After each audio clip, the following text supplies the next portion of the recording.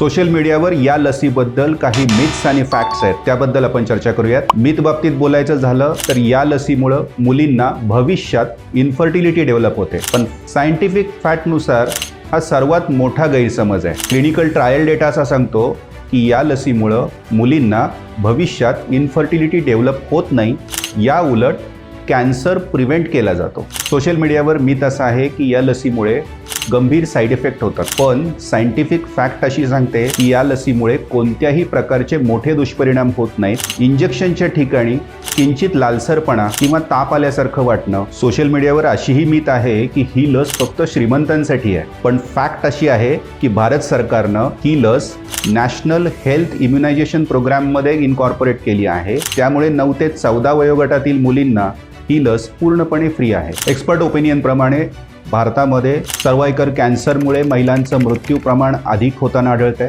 त्यामुळे ही लस मुलींना लैंगिकदृष्ट्या सक्रिय होण्यापूर्वी दिल्यास सर्वाधिक सुरक्षितता निर्माण होण्यास मदत करते।